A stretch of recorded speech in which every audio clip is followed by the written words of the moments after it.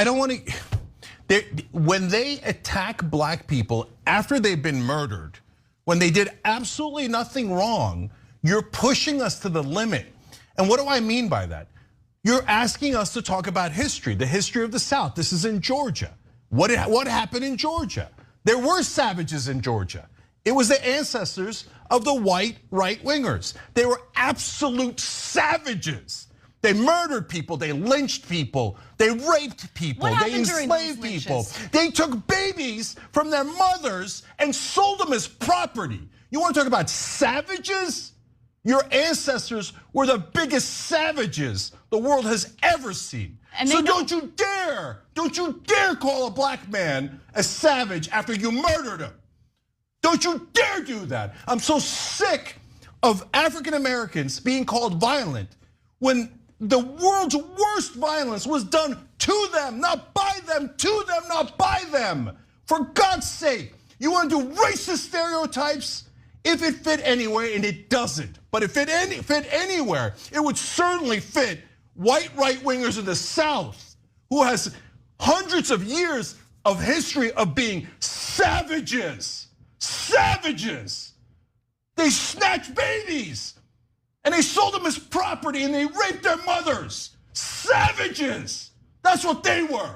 You want to talk about stereotypes? Screw all of you who still defend that Confederacy, that monstrosity. Anyone who defends that is a barbaric savage.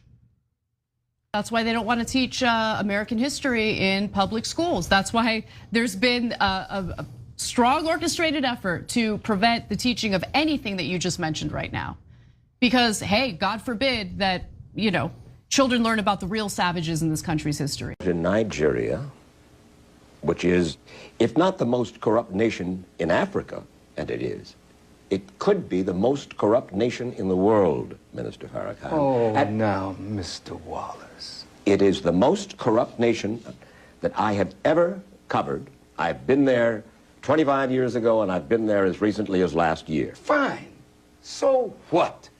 35 years old. That's what that nation is. Now, here's America, 226 years old. You love democracy?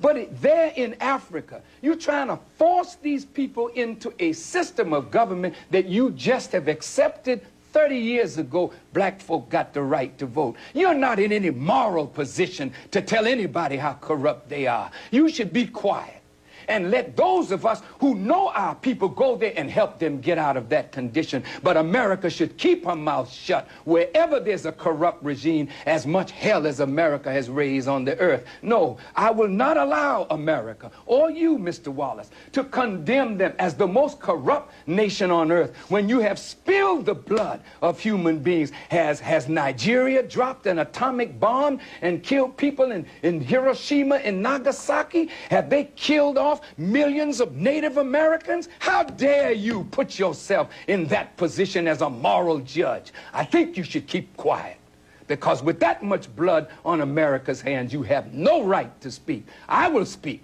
because I don't have that blood on my hand. Yes, there's corruption there. Yes, there's mismanagement of resources. Yes, there is abuse. There's abuse in every nation on earth, including this one. So let's not play holy to moralize on them. Let's help them. I'm not moralizing. I'm asking a question, and I got an answer. Why would you put it as the most corrupt regime in the world? That doesn't make sense. Can you think of one more corrupt? Yeah, I'm living in one. I'm living in one. Yes, you've done a hell of a thing on this earth, so you should not be the one to talk. You should be quiet when it comes to moral condemnation, in my judgment.